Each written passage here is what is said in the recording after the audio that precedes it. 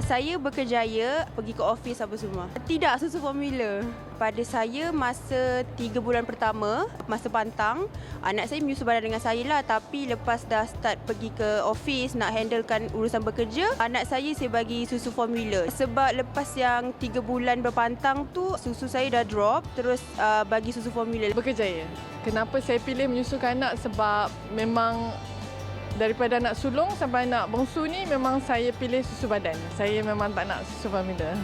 Bagi ibu berkerjaya seperti saya, memang ada jadual tersendirilah. Bila saya keluar bekerja, saya akan pastikan saya ada stok yang lebih untuk anak, simpanan petik ais sebab saya susu badan kan. Saya akan bagi tahulah dekat orang yang jaga anak saya. Setiap 4 jam, you ambil botol-botol ni, saya sediakan siap-siap lah. Sebab susu badan, saya tak perlu sediakan apa-apa. Saya hanya perlukan sediakan tempat yang sesuai untuk menyusukan anak. Atau kalau saya keluar berjumpa customer bawa anak, saya akan ke tempat yang sesuai lah untuk menyusukan anak. Suri rumah sepenuh masa. Menyusukan dalam 4 ke 5 jam. Boleh menyusu badan ataupun menggunakan susu formula. Sebab nak boost immune system dia lah. So, anak lagi jarang sakit. Mampu menyusukan anak sendiri adalah satu kepuasan bagi setiap ibu. Namun tugas ini bukan mudah dan pastinya mencabar, terutamanya bagi ibu yang berkerjaya. Lebih mencabar jika anak tidak mendapat susu yang mencukupi atau si ibu gagal menghasilkan susu. Bagaimana untuk mengatasi masalah ini? Sempena Bulan Kesedaran Penyusuan Susu Ibu, hari ini saya akan mengupas topik mengenai cabaran penyusuan ibu berkerjaya bersama tetamu jemputan. Saya juga berpeluang untuk bertemu dengan seorang wanita yang berkongsi kisahnya menghadapi cabaran menyusukan anak kembar. Semuanya dalam Hello Doktor seketika nanti.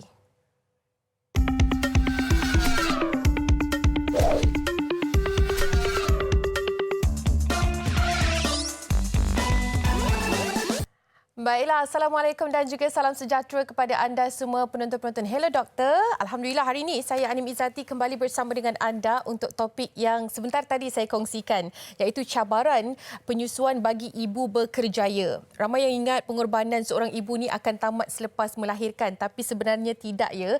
Ianya akan berterusan sehinggalah ke fasa membesarkan anak, menyusukan anak, dan hari ini topik kita adalah lebih kepada bagaimana untuk mengatasi cabaran kepada ibu berkerjaya yang ingin sangat menyusukan anaknya. Sekurang-kurangnya kita tahu yang kita impikan adalah sekurang-kurangnya sehinggalah anak itu berumur 2 tahun. Okey, sebelum kita nak kongsikan lebih banyak lagi tentang perbincangan kita pada hari ini, kepada anda semua jangan lupa untuk ikuti kami di TV3 Malaysia. Cari saja poster Hello Doktor dan kongsikan pandangan, pertanyaan, persoalan anda berkaitan dengan topik kita pada hari ini. Pastinya ibu-ibu di luar sana banyak persoalan yang bermain di minda. InsyaAllah kita akan jawab bersama dengan pakar jemputan. Ataupun save dulu nombor ni 0377261603. Sebentar lagi kita akan buka talian. Jika ada soalan dan juga pandangan, kita akan kemukakan di Hello Doktor. Okey, sebelum tu kepada anda semua kita ingin saksikan perkembangan terkini tentang COVID-19 di Malaysia. Okey, seperti yang anda dapat saksikan, 25 kes baharu menjadikan jumlah kes aktif iaitu 216 dan untuk kes sembuh baharu 28 menjadikan jumlah kes sembuh 8,859 dan alhamdulillah tiada kematian baharu yang dicatatkan dan jumlah kematian kekal dengan 125. Namun begitu jumlah kes meningkat keseluruhannya 9,200 kes di Malaysia. Jadi kita harapkan agar anda kekal berada di rumah jika tiada sebarang urusan penting untuk keluar dan sebagainya. Mungkin hari Ahad hari ini pastinya ada aktiviti tertentu yang ingin dilakukan. Namun begitu SOP perlu dijaga, pakai pelitup muka seperti yang sentiasa diingatkan, kekalkan penjarakan fizikal dan sebagainya. InsyaAllah kita boleh mengekang COVID-19 ini bersama-sama. Okey, sambil-sambil yang anda di rumah, teruskan bersama kami dalam Hello Doktor. Sebelum itu saya nak kenalkan tetamu kita pada hari ini, Dr. Izura Madiana, pakar perunding laktasi dari Pusat Perubatan Universiti Kebangsaan Malaysia. Assalamualaikum Doktor. Waalaikumsalam warahmatullahi. Doktor, terima kasih bersama dengan kami hari Ahad ni. Okey, terima kasih kerana menjemput. Okey, mengorbankan beberapa jam bersama dengan kami dalam Hello Doktor untuk memberi ilmu kepada mereka di luar sana ya Doktor. InsyaAllah. Okey Doktor, mungkin kita boleh mulakan. Bila kita bercerita tentang cabaran untuk ibu berkerjaya ini melakukan penyusuan kepada anak, memang kita nak sangat ni menyusukan anak tapi terdapat cabarannya. Apa yang boleh dikatakan dengan cabaran terutama sekali yang berlaku pada masa kini, Dok? doktor. Silakan. Cabaran bagi ibu yang bekerja apabila semasa dalam pantang tu selalunya tak banyak sangat masalah sebab bayi sentiasa berada dengan ibu tapi apabila dah mula melangkah lepas berpantang tu balik kembali bekerja, ada banyak faktor yang boleh affect penyusuan susu ibu lah. Contohnya apabila bekerja tu tengok nature kerja ibu tu sama ada perlu sentiasa berada on feed ke sana ke sini, dapatkah curi masa untuk pam susu. Okey, kadang-kadang mereka juga melakukan pekerjaan yang seperti lelaki. Ya, betul. Perlu pergi site dan sebagainya. Ada yang bekerja shift contohnya. Jadi itu semua ibu perlu melakukan adaptasi untuk menghadapi dan menyesuaikan. Menyesuaikan diri bagaimana untuk pam bila masa kita nak kejar kerja kita dan bila masa kita nak curi masa untuk pam. Antara cabaran lain ialah tempat persekitaran pekerjaan itu sendiri. Contohnya tidak ada ruang khas. Ada kubikel-kubikel sahaja, tak ada ruang khas untuk mereka mempam susu ataupun ada juga rakan sekerja yang tidak menyokong. Kan? Tak faham. Macam kadang-kadang kita perlukan masa untuk kawan tu cover sikit kerja ataupun cover sikit masa yang diperlukan. Betul. Kan? Sebab kita nak pergi pam susu dan sebagainya. Itu mungkin menjadi salah satu masalah juga. Betul. Jadi banyak cabaran yang dihadapi oleh ibu-ibu yang kembali bekerja dan ini juga boleh menyebabkan ibu tu mungkin rasakan sukar untuk meneruskan penyusuan. Susu pun boleh drop dan lama-lama terpaksa kita suplemen dengan susu formula. Sebab kita selalu dengar penghasilan susu ibu ni adalah bermain dengan emosi seseorang tu juga kan? Ya, stres. Sangat-sangat terkait rapat. Okey, doktor. Sebelum kita nak mendalami lagi tentang cabaran, kita nak tahu juga tentang proses penyusuan susu ibu ni. Bermula daripada jenis-jenis dan juga peringkat. Seperti yang kita tahu, sebenarnya banyak jenis, terdapat jenis, bukan banyak, terdapat jenis dan juga peringkat susu ibu yang mungkin boleh doktor kongsikan. Okey. Jika boleh saya kongsikan dekat gambar Raja ni, kita letak baby ni ke tepi dulu. Okey. Okey. Ya, ini adalah antara yang mungkin lebih mudah untuk anda faham sebab gambarnya lebih senang dan lebih ringkas. Okey, kalau di sini kita nampak kalau kamera boleh zoom sedikit, ini adalah di mana bila susu ibu tu mula dihasilkan, yang pertama sekali akan muncul adalah colostrum. Colostrum ni berlaku sebaik saja bayi dilahirkan dan akan berterusan mungkin dalam 24 jam ke 72 jam. Okey. Yang kita panggil colostrum. Colostrum ni kita panggil cecair emas lah. It's very important, very precious. Dia terhasil dalam keadaan jumlah kuantiti yang sedikit. Tapi bayi pun memang sebenarnya perlukan sedikit sahaja. Sebab bila bayi baru dilahirkan, perutnya hanya sebesar guli sahaja. Jadi dia tak perlukan susu yang banyak. Colostrum yang terhasilkan tu memadai, mencukupi untuk keperluan bayi lah. First drop tu is really important dan precious lah kan. Okey, seterusnya? Seterusnya adalah susu peralihan lah. Perantara ni. Dia pekat dan cair. Dia tidak seperti susu matang. Kalau gambar yang hujung ni adalah susu matang lah. Jadi susu yang tengah-tengah ni selalunya antara hari ketiga ke lima tu. Dia baru nak terhasil lah. Dan kemudian susu matang terhasil selepas hari ke-10 macam tu lebih kurang dan juga berterusan sehingga ibu berhenti menyusukan. Dan bayi itu memang memerlukan setiap susu ini adalah sangat penting memberikan impak yang berbeza ke untuk kesihatan bayi? Kalau macam colostrum ni sangat penting untuk meningkatkan antibodi bayi. Dan kalau kita lihat bayi kalau dia membuang air besar hari pertama, kedua, ketiga tu najis dia berwarna hitam, pekat sangat likat. Jadi colostrum ni membantu untuk mengeluarkan mekonium tu dengan lebih cepatlah.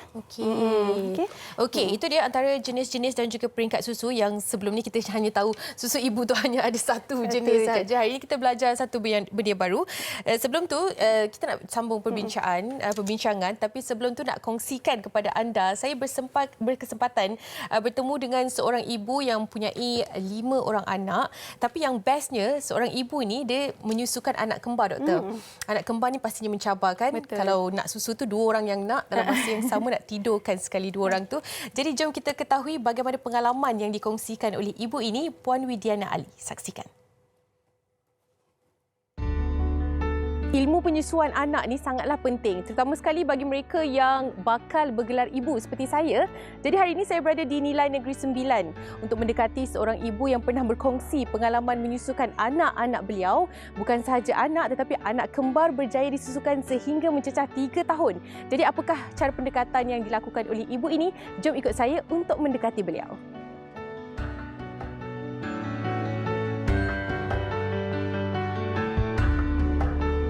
Puan Widiana selalu kongsikan tentang pengalaman penyusuan di laman Facebook dan sebagainya. Tapi hari ini mungkin boleh kongsikan di Hello Doktor bagaimana pengalaman yang Puan lalui sehingga boleh dikatakan kejayaan menyusukan anak-anak kembar sekali. Anak pertama, sekarang dah umur 12 tahun, dapat anak pertama masa belajar. Tahun pertama di universiti. Dalam 2 bulan pertama tu, lepas fully breastfeed tu, introduce susu formula. Tetapi saya masih menyusukan anak pertama tu sampailah dia 3 tahun lebih pun. Cuma campur lah. Kita tidak ada istilah gagal kan sebenarnya. Tapi masa tu mungkin kurang ilmu. Kehamilan kedua tu, anak kembar tu, saya bekerja sebagai pensyarah muda di kolej swasta masa tu. Walaupun tak tahu ni berjaya ke tak nak susukan baby kembar. Tapi kita masa tu invest beli pump susu dan kami invest masa tu beli deep freezer untuk simpan stok susu nanti. Masa tu duit tak banyak pun tapi fokus nak bersedia untuk menanti kelahiran anak kembar tu kan. Cabaran tu sangat lain, sangat berbeza. Apa pendekatan yang diambil oleh Puan Widiana sendiri untuk memastikan anak-anak kembar ni dapat kuantiti susu yang sama sebab pastinya ia bukan mudah.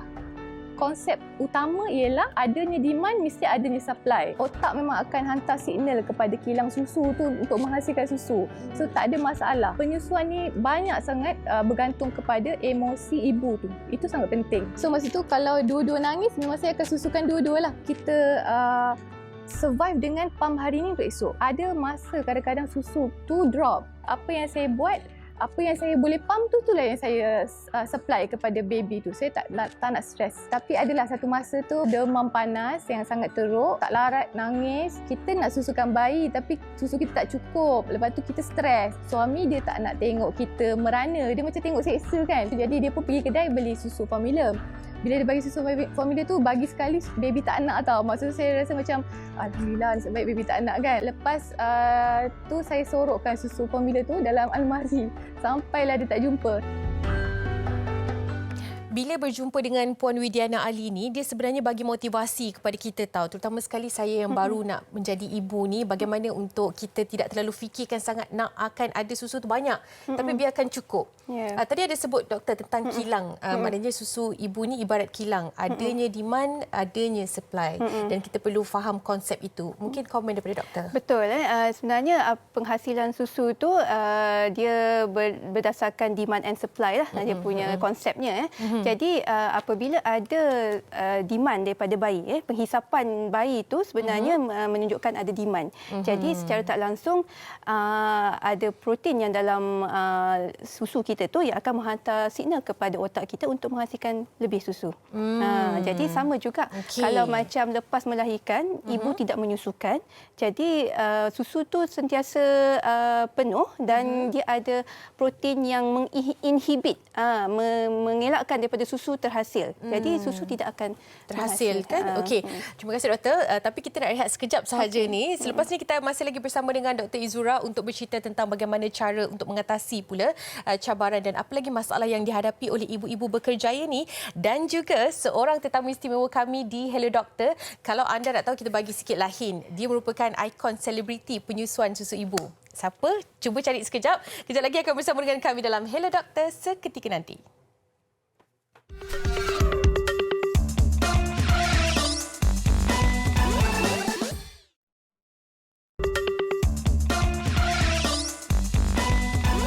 Terima kasih masih lagi bersama dengan kami dalam Hello Doktor. Okey, seperti yang kita bincangkan dari awal tadi, cabaran yang dihadapi oleh seorang ibu berkerjaya untuk melakukan penyusuan kepada anaknya pastinya cukup mencabar. Dan saya dikatakan tadi, seorang tetamu istimewa kami yang berada di studio Hello Doktor.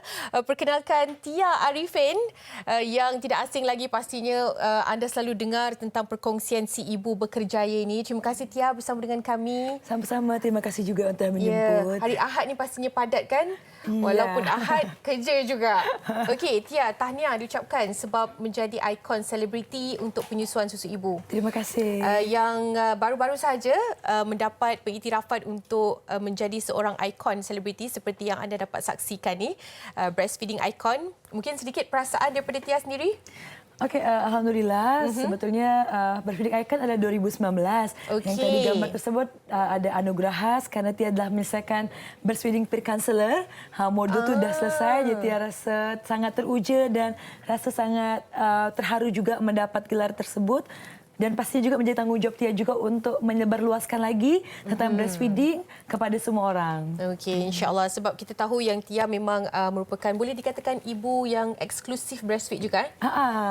Untuk Arif dan juga untuk anaknya yang kedua, perempuan. Okey.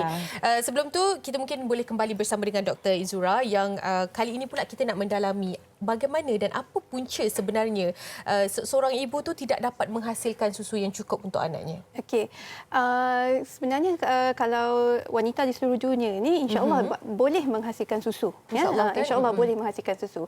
Hanya ada beberapa persen yang rendah saja, mungkin 2 ke 4% saja yang tidak dapat menghasilkan susu ibu disebabkan oleh masalah kesihatan lah. Okey. So jadinya bila seseorang ibu ni menghasilkan susu, dia bergantung pada supply and demand itulah. Okey. Jadi kalau contohnya lah, ada yang ibu mengatakan memang saya tak ada langsung susu ni doktor. Saya tak boleh nak, bukannya saya tak nak menyusukan anak tapi memang tak ada. Okey. Jadi kita kena tengok periksa ibu tu dengan secara menyeluruh lah. Keadaan payudara bagaimana, bagaimana masalah kesihatan lampau, ya, ada masalah penyakit kronik ke atau tidak. Okey. Kadang-kadang ada disebabkan oleh itu penghasilan susu mungkin berkurang. Kurang. Dia tidak seperti orang lain. Tia pernah mengalami masa selepas melahirkan Arif, mungkin itu adalah kali pertama dan ada hadapi situasi di mana susu tak keluar langsung ataupun sebagainya. Ada? Yes. Jadi awal-awal Arif, doktor memang struggle. Kita di hospital lepas bersalin, okey kita ada hospital yang ada doktor dan juga ada nurse yang boleh support kita. Selepas Tia banyakkan masalah terjadi selepas kita lepas hospital, kita di rumah kita tak tahu nak tanya siapa. Kalau tanya doktor macam segan kan. So dari situlah yang tiada problem, macam alamak nak macam mana tanya susu kan. Lepas tu Tia tanya kepada orang tua juga yang mereka punya sendiri masing-masing pendapat. So dari situ dari Tia searching, Tia Google, Tia beli buku and then seminggu tersebut Tia baru tahu supply and demand semua. Tia tengok ilmu-ilmu dari Google dululah awal-awal. Tapi alhamdulillah menjadi dan Tia dah tahu faham ritmenya. Tia adapt. So sebetulnya memang sangat benar. Ilmu dan juga persiapan tu sangat penting untuk kita nak menyusu badan. Kerana ramai orang macam menyusu senang je, letak je nanti baby. Dia rasa macam okey, dia tak tahu sebetulnya macam mana. Kan, sebenarnya pastinya ada proses yang perlu diketahui. Ilmu kalau boleh tu kaut sebanyak mungkin kan doktor? Betul. Doktor, soalan saya mungkin sedikit macam bila sebab sebagai ibu barulah yang tak tahu apa-apa, yang mungkin memang pendedahan pun sangat-sangat kurang. Kan apa yang menyebabkan anak itu tolak susu ibu? Yang memang tak nak susu ibu. Jarang berlaku. Jarang berlaku. Situasi itu jarang berlaku. Sebab nalurinya bila seorang bayi itu baru dilahirkan, dia akan cari bau ibu. Dia akan cari degupan jantung ibu. Dia punya lumrahnya kan? Ya, lumrahnya begitu. Jadi apabila bayi baru dilahirkan, that's why kalau di hospital mana-mana di Malaysia ni, kita menyarankan skin to skin contact selama 1 jam. Jadi bayi diletakkan ke atas dada ibu. Selepas dilahirkan terus letak atas dada ibu selama 1 jam supaya bayi dapat mengenal bau ibu. Dan kalau kita lihat dalam YouTube video, dia ada juga video yang menunjukkan breast crawl. Maksudnya sepanjang 1 jam bayi berada dalam atas dada ibu tu, bayi sendiri boleh mencari di mana puting ibu. Dan terus melekap secara semula jadinya, naturalnya dia terus melekap secara sendirinya tanpa bantuan ibu menolak-nolak ni, tak ada. Jadi jaranglah untuk bayi menolak susu.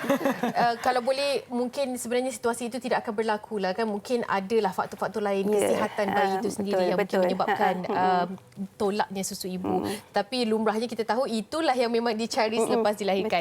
Okey doktor, ada seorang rakan artis kita ingin bertanyakan tentang soalan bagaimana dengan situasi yang bermain di fikiran lah. Mungkin saiz payudara dikabarnya ada kaitan dengan penghasilan susu ibu.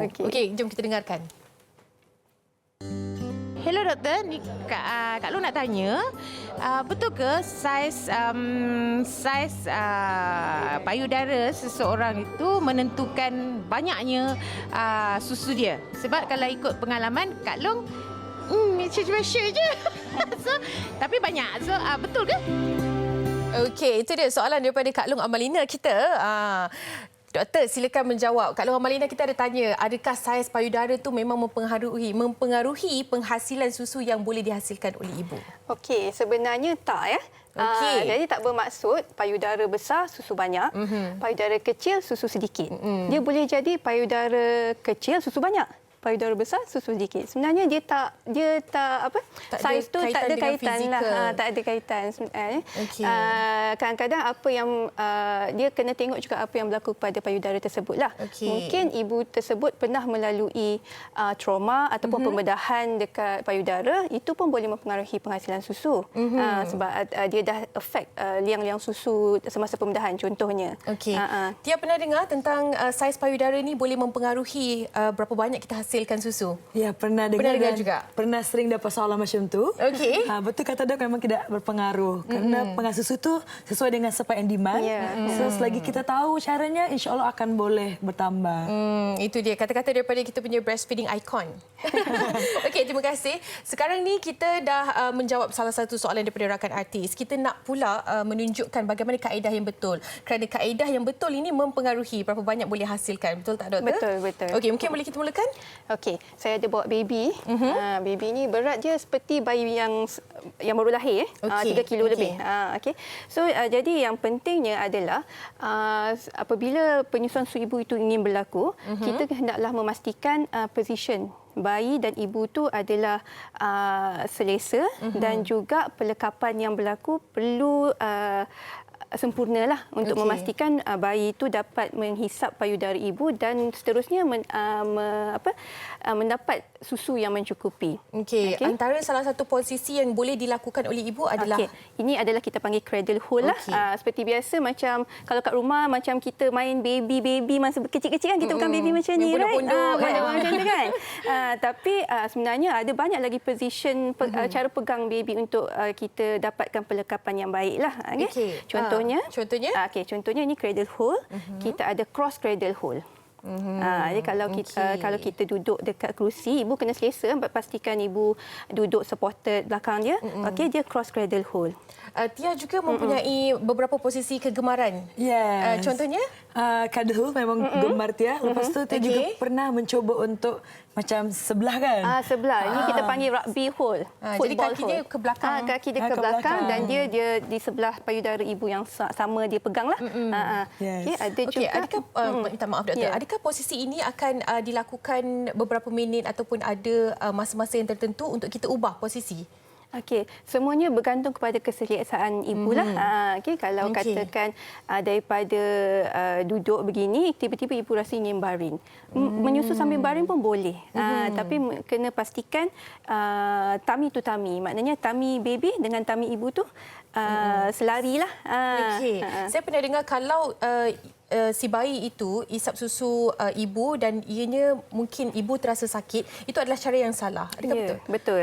Itu kena pastikan sama ada pelekapan mulut bayi itu dekat payudara, adalah betul atau tidak. Ini contohnya kalau kita tengok mulut bayi ni.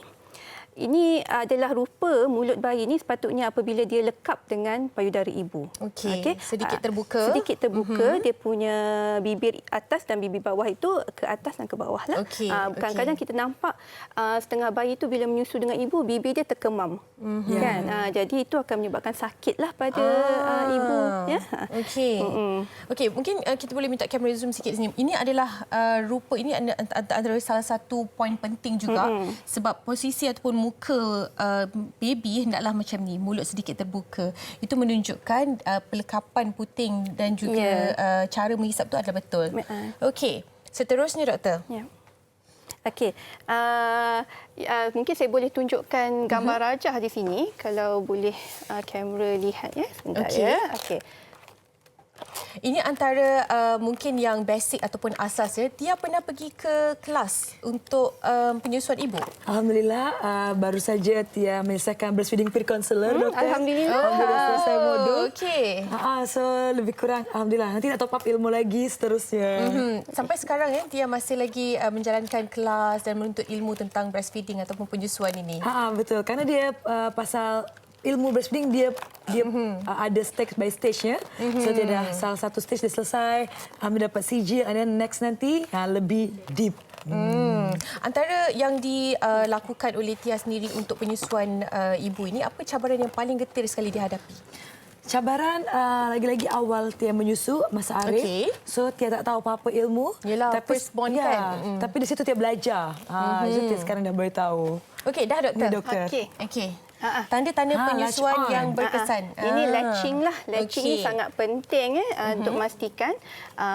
Kalau kita tengok kat sini, gambar raja ini dengan gambar raja ini. Kalau kita tengok yang ini adalah pelekapan yang betul lah. Okey. Di mana mulut bayi terbuka luas, ya.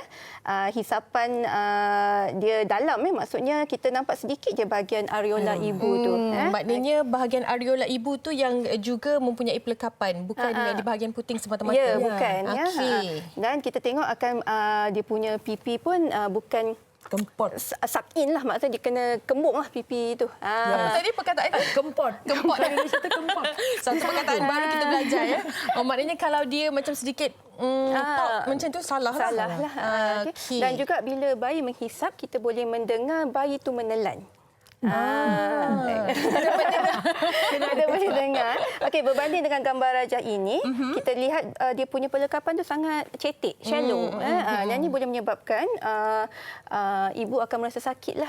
Kalau repeated position macam ni, nanti ibu akan mendapat luka pada nipple dia. Maknanya sebelum nak berlakunya luka dan pendarahan ataupun apa-apa sahaja yang di bahagian puting tu, sebenarnya cara menghisap tu yang kita kena betulkan. Ya, pelekapan dan kita dengar hisapan bayi, dia menelan dengan elok dan itu akan insya-Allah mengelakkan daripada luka di puting lah. Okey, sambil-sambil kita cerita tentang luka di bahagian puting ni, kita selalu dengar itu juga menjadi salah satu masalah ataupun kekangan ibu ni dah rasa serit, tak nak bagi susu ke anak lagi sebab terlampau sakit. Apa cara yang untuk mengatasinya, doktor? Okey. Pertama sekali kita memang kena betulkan pelekapan antara bayi itu dengan payudara ibu lah. Sebab banyak cara untuk kita betulkan. Sometimes cara pegang bayi itu sendiri. Bila kita pegang cradle hold, dia mungkin lebih sakit. Bila kita tukar cara pegang, mungkin dia lebih selesa pada ibu. Mungkin cara posisi yang betul. Positionnya. Dia pernah mengalami sakit-sakit di bahagian puting, merekah dan sebagainya. Itu antara yang selalu dialami kan? Ya, Tia pernah mengalami. Lagi Arif, Tia tak tahu ilmu apa-apa. And then seminggu awal tu Tia struggle, doktor. So dari situlah Tia belajar cari ilmu. Betul sangat gara-gara posisi salah. And then yang buatkan pertama kan Tia tak pandai macam nak latch on kan. Ya, sebab pertama kita tak ada apa-apa ilmu lagi kan. Hanya tengok mungkin YouTube dan sebagainya sahaja. So dari situ Tia belajar kita kena ada namanya nipple cream, kena standby at least kan. Sebenarnya susu ibu tu dah boleh membantu, Ya, tapi betul. untuk lagi menyenangkan kena dah anak kedua dah tahu dah apa nak kena prepare. Supaya tak jadi lagi benda sama. Dapat buat persediaan awal. Yes. Perkara itu berlaku lagi untuk anak kedua. Anak kedua tak, alhamdulillah dia macam dah tahu semua, dah Expert sikit senang. lah. Okey, ini betul ke ni cara saya memegang Jatuh ni. bayi? Melorot nanti Okey, ke bawah. ibu baru ya. Okey, ini antara yang boleh kita kongsikan kepada anda semua. Apa lagi doktor yang benda paling penting sekali untuk ibu, terutama sekali ibu barulah, mom to be, untuk tahu bagaimana proses penyusuan ini berlaku? Okey, yang pentingnya kita perlu dapatkan ilmu lah di mana saja, contohnya dalam di premis-premis kesihatan kerajaan dan juga swasta, mereka banyak mengadakan kelas-kelas penyusuan ya. Okey. Jadi dekat situ kita boleh belajar cara untuk memulakan penyusuan dengan baik. Sekiranya telah melahirkan dan ada masalah, kita kena tahu di mana untuk mencari bantuan. Ya? Contohnya kita ada breastfeeding peer counsellors yang dapat membantu menyokong ibu-ibu meneruskan penyusuan dan mereka juga boleh membantu dari segi latching dan sebagainya. Okey. Ada yang boleh datang ke rumah ataupun ke hospital. In fact di hospital sendiri pun ada servis daripada pihak hospital sendirilah untuk membantu ibu-ibu memulakan penyusuan. Okey, itu dia. Yang paling penting sekali sebenarnya ilmu yang kita dalami dan usaha kita untuk menyelami segala macam bentuk ilmu kan untuk mengetahui bagaimana penyusuan ini berlaku. Okey, kita nak rehat seketika tapi jangan ke mana-mana. Kita pasti lagi bersama dengan Dr. Izura dan juga Tia Arifin untuk mengetahui apa lagi masalah yang dihadapi dan bagaimana untuk cara mengatasi masalah dan juga cabaran penyusuan ibu bagi ibu bekerjaya. Tahukah anda bahawa simptom-simptom demam denggi dan jangkitan COVID-19 ada bersamaan seperti demam panas, keletihan dan sakit badan. Namun jangkitan demam denggi akan mengakibatkan pesakit mengalami sakit kepala, loya dan muntah. Bersama melawan denggi. Kuasa di tangan anda.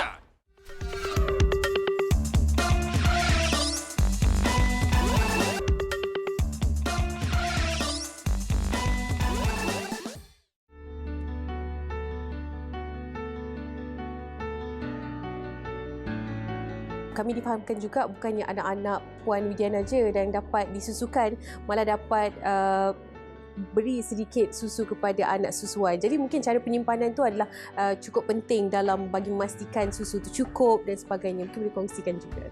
Allah tu sangat baik. Dia maha mencukupkan. Yang ajaibnya, selepas saya dah bekerja tu, pam hari untuk esok, pam hari untuk esok, ada 2 kali deep freezer tu penuh sampai yang tak boleh nak simpan. Bila kita happy, kita fokus, just enjoy the journey. Tak nak terlalu stres, boleh ke, kita tak nak macam tu. So kita just enjoy lah. Ada fasa susu tu banyak kan. So bila kita pump berlebih-lebih. So saya bagi susu EBM kepada anak dia. So jadi anak susuan lah masa tu sebab agak banyak kan supply. Seorang ibu yang berpengalaman cukup banyak sekali menyusukan dan sebagainya. Apa motivasi yang boleh diberikan kepada bakal ibu sebelum meniti saat melahirkan ini untuk menyusukan dan sebagainya? Motivasi daripada Puan Widiana sendiri. Pertama, yakin bahawa susu tu cukup untuk baby. Jadi ibu tu kena yakin, kena ada emosi yang positif, kena rasa dia nak menyusukan, bukan sebab ikut trend ke apa. So dia nak sebab itu ialah fitrah seorang ibu. Dan yang kedua, jangan stres. Macam saya cakap tadi, tidak ada istilah gagal lah dalam breastfeeding. Katalah tak sampai 2 tahun pun, 6 bulan ke 3 bulan ke, tak ada masalah. Tak ada siapa pun nak kata, oh awak ni ibu yang gagal. Ya, Puan Widiana Ali cukup baik hati sekali berkongsi dengan saya pengalaman beliau menyusukan. Yang buatkan saya amazed tu adalah bila menyusukan anak kembar dan selepas tu masih lagi sempat untuk ada anak susuan untuk dikongsikan susu dan sebagainya. Okey, itu dia perkongsian untuk kali ini. Seorang ibu mempunyai 5 orang anak, bekerjaya, masih lagi mampu menyusukan anak dan sampai sekarang sebenarnya Puan Widiana masih lagi menyusukan anaknya yang kecil tu. Okey, kita kembali bersama dengan Dr. Izura di studio dan juga Tia Arifin bersama dengan kami dalam Hello Doktor berkongsi pengalaman. Kali ini pula kita nak bercerita tentang proses pengepaman susu tu. Pastinya itu adalah salah satu perkara yang sangat penting bagi ibu bekerjaya. Kan Doktor? Yeah. Doktor, berapa kerap sebenarnya yang disarankan untuk seseorang ibu bekerjaya ni melakukan proses pengepaman? Okay. So bila ibu kembali bekerja, dia dah kena, sebab dia tinggalkan bayi kat rumah, kalau dia tidak pam di tempat kerja, payudara akan bengkak. Susu akan terkumpul banyak, payudara akan bengkak dan akan menyebabkan banyak lagi masalah lah. Okay. Jadi selalunya kalau ibu bekerja, selalunya lebih kurang dalam 8 jam. Dari tempoh 8 jam kalau kita ikut yang macam office hour lah kan? Office hours lah, 8 jam gitu. Jadi dalam tempoh 8 jam tu, ibu perlu rancang bila untuk pam. Seelok-eloknya, pam lebih kurang dalam setiap 3 jam begitu.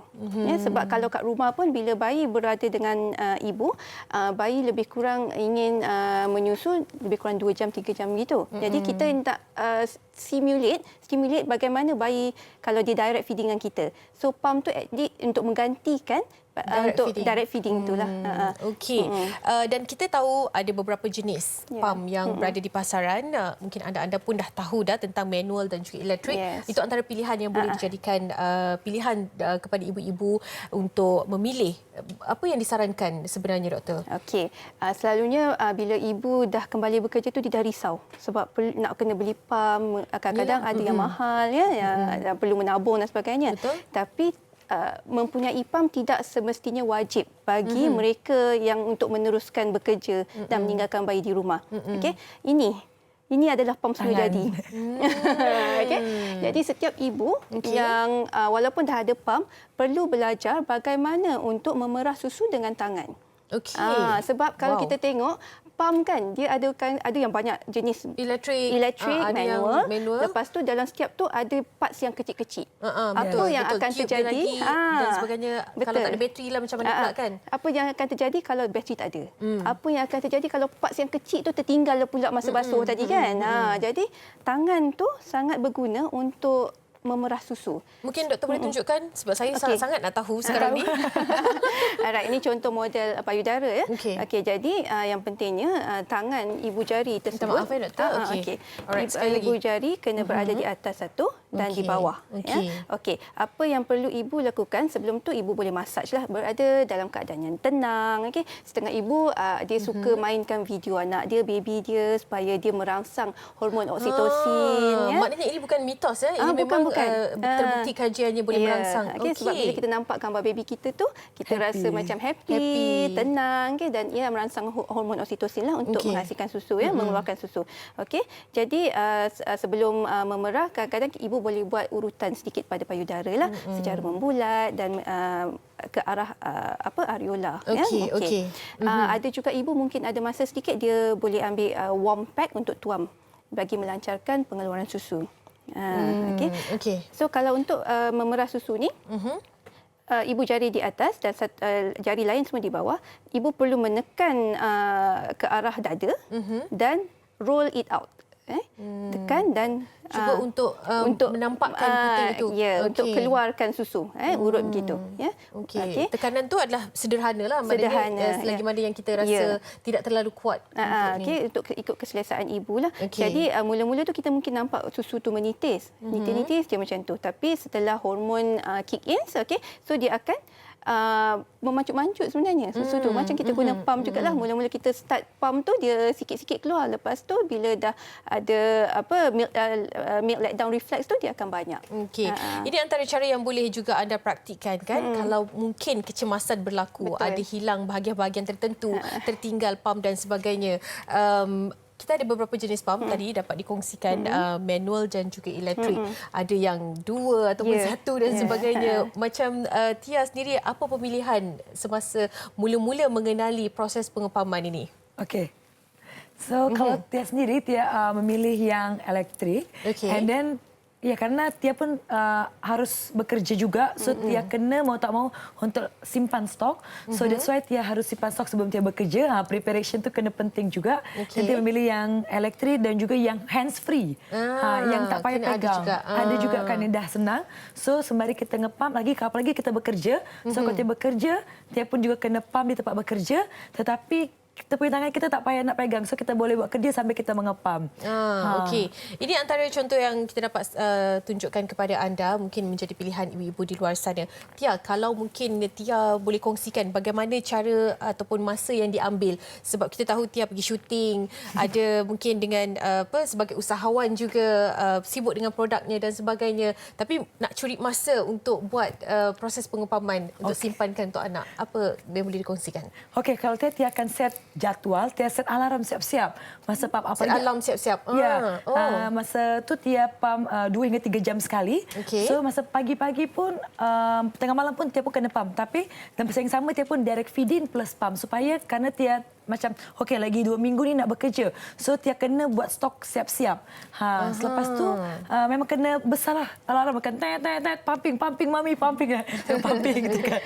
So memang kena buat. Ibu kalau kita nak full breastfeed, dia sangat boleh kalau kita ada kemauan yang kuat. Kita ada support dari keluarga, suami yang boleh support kita supaya selesai breastfeed kita. Sebab nak tak nak sebenarnya keinginan dan juga usaha ibu tu sendiri kan. Ya, kalau contoh 2-3 jam sekali nak pump tu, 2-3 pagi pun dah kena bangun juga tu. Kan? Bukan mudah. Okey, ada soalan di media sosial di mana rakan kami di Instagram ingin bertanyakan. Kita nantikan soalannya. Okey, ini daripada Nur Fakira. Okey, adakah penggunaan pam susu ataupun breast pump ini, elektrik ataupun bateri akan memudaratkan pengeluaran susu ibu? Kerana ada pendapat mengatakan pemurahan susu secara semula jadi lebih baik. Okey, tadi kita dah sentuh sikit sebenarnya, tapi mungkin huraian yang lebih panjang sikit. Silakan doktor. Sebenarnya kalau penggunaan pam tu ialah untuk menjimatkan masa. Contoh kalau kita memerah guna tangan, ia boleh mengambil masa sehingga 30 minit untuk satu sesi. So lamalah, setengah jam. Tapi kalau menggunakan pam tu, ia mungkin boleh meningkatkan sedikit masa. Pendekkan sedikit lah. Okay. Yang pentingnya bila gunakan pam tu, make sure that dia punya pressure yang digunakan tu tidaklah menyakitkan ibu. Okay. Kena memastikan corong yang dipilih itu sesuai dengan saiz payudara ibu juga. Kalau kecil sangat nanti dia akan ada geseran dekat nipple tu, akan melukakan nipple. Ya, jadi corongnya kena sesuai.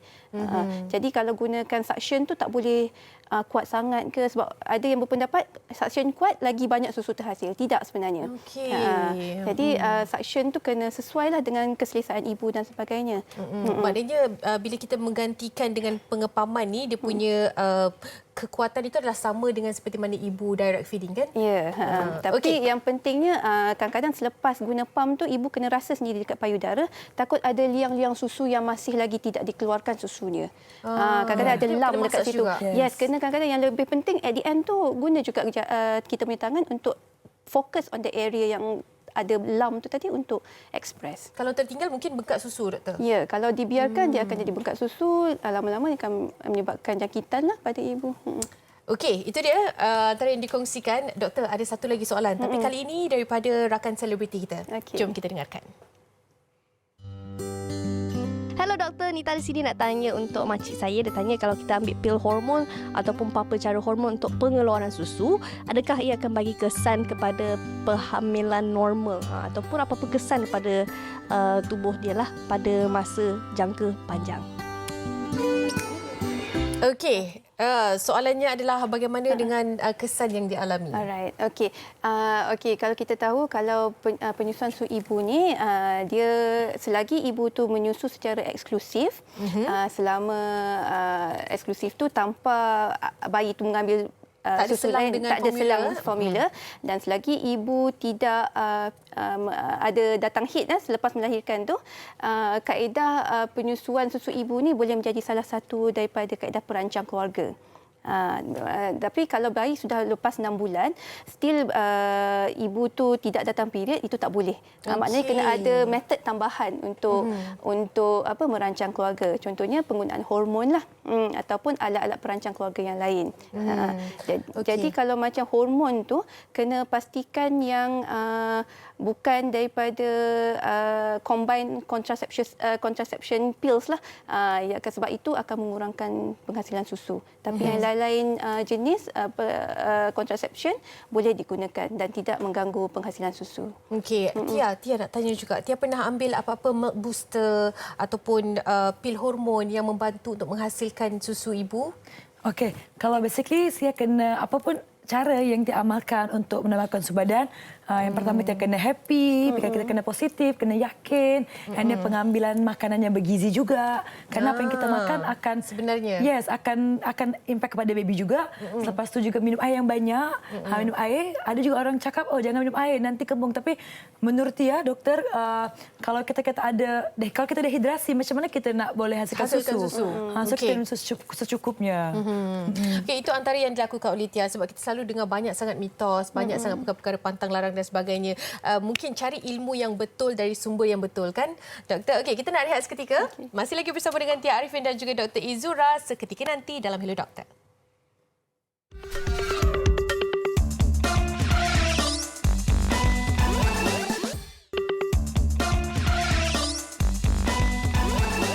Okey, kembali kita dalam Hello Doktor, masih lagi membincangkan tentang cabaran penyusuan ibu berkerjaya. Tapi sayangnya kita dah sampai sedikit ke penghujung rancangan ini.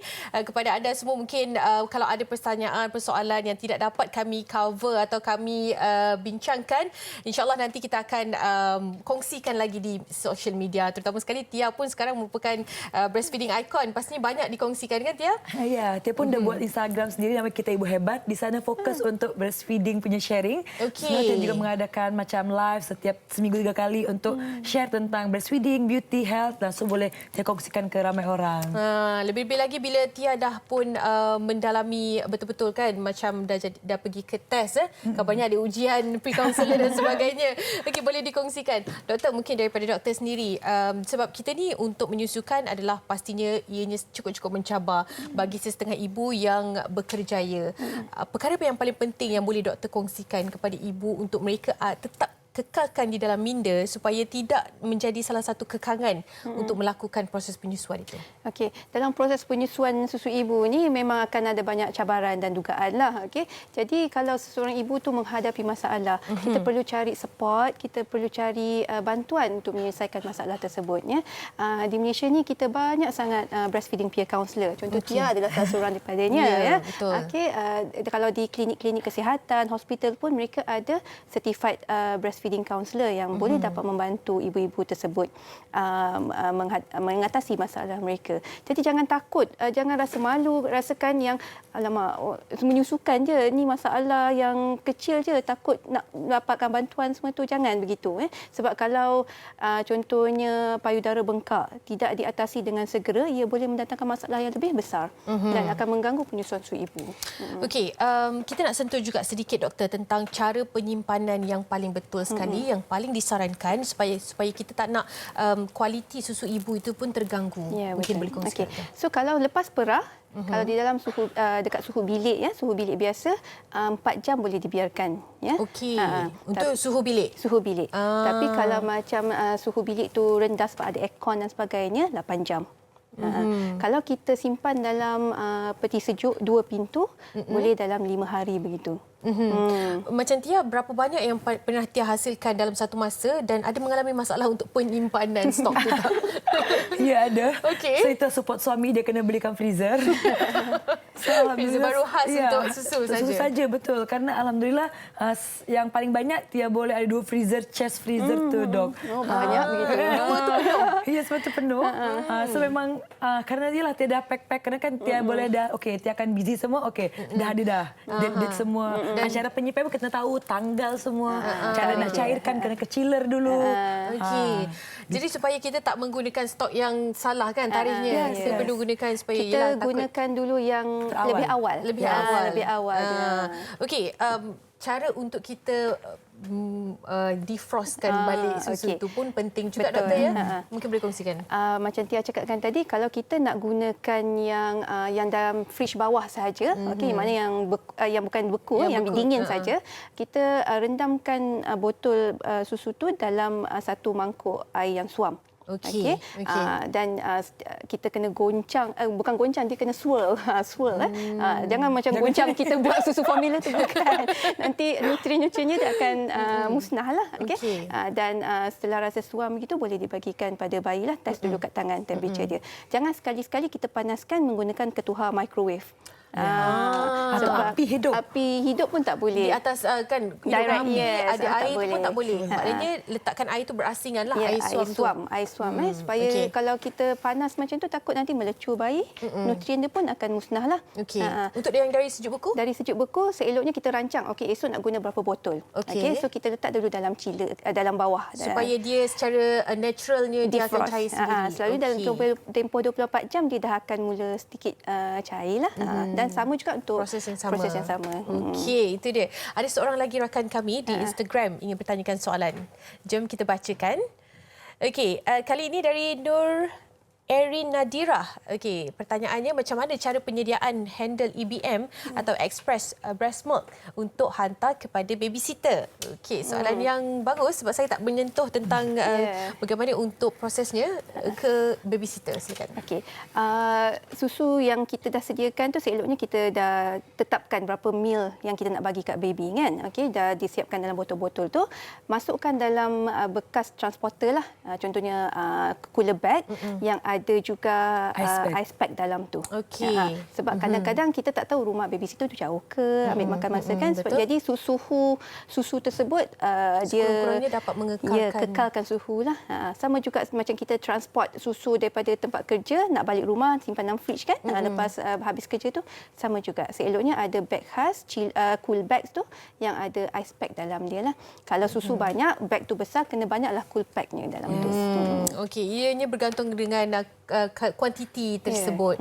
Okey Tia, mungkin kata-kata akhir daripada Tia sendiri kepada ibu-ibu di luar sana, bakal ibu yang ingin sedikit motivasi daripada orang yang mampu untuk menyusukan anaknya sehingga ke 2 tahun seperti Tia, mungkin sedikit boleh kongsikan. Okey, kepada semua ibu-ibu hebat di luar sana dan juga calon-calon ibu, pastinya menyusu sangat amat best dan juga sangat awesome. Yang penting kalian lagi-lagi ibu muda cari ilmu sebanyak mungkin tentang menyusu, buat preparation, tanya kepada yang pakar, rujuk kepada yang betul. InsyaAllah kalau kita ada preparation yang betul, kita akan menyusu dengan senang dan juga mudah. Yang penting kuatkan semangat. Betul, kita kena ada semangat tu untuk diri saya sendiri juga. Okey doktor, saluran yang paling mudah sekali untuk kita sebagai ibu ini untuk mengetahui daripada doktor lah pastinya bagaimana cara untuk menyusukan ilmu dan sebagainya. Mungkin boleh dikongsikan. Okey, banyak saja sumber-sumber di media sosial sana kan. Jadi kita pastikan kita punya sumber tu daripada credibility dia sah lah. Okay? Kadang-kadang kalau tak pasti kena tanya kepada doktor ataupun pengamal kesihatan yang pakar dalam bidang laktasi ini supaya ilmu yang mereka dapat tu adalah benar-benar betul ataupun kadang-kadang mitos. Ya, itu yang kita risaukan sebenarnya. Saya pun dah dengar banyak sangat mitos ni doktor. Hari ini alhamdulillah saya dapat banyak sangat ilmu daripada Hello Doktor. Sebab kalau kita tak tahu, kita sentiasa percayakan mitos tu. Sebab kita sentiasa berperang dengan cara tradisional ibu-ibu kita dan juga cara sebenar daripada buku, betul tak? Okey, terima kasih banyak-banyak Tia. Berkongsi banyak sangat. Tahniah sekali lagi untuk ikon selebriti. Teruskan beri ilmu, berkongsi dengan kami. Dr. Izura, terima kasih. Banyak berkongsi pada hari ini. Cara bagaimana mengatasi cabaran dan sebagainya. InsyaAllah kalau ada lagi topik yang berkesesuaian, kita akan menjemput lagi anda berdua di Hello Doktor. Okey, kepada anda juga terima kasih banyak-banyak kerana sentiasa menyokong Hello Doktor. Dan kita akan bersama dengan anda lagi untuk minggu hadapan. Antara yang akan dikongsikan pada minggu hadapan adalah masalah pencernaan anak, iaitu topik yang akan dibincangkan pada minggu hadapan. Jadi jangan lupa temu janji kita hari yang sama, waktu yang sama minggu hadapan di TV3. Assalamualaikum, saya Anim Izzati.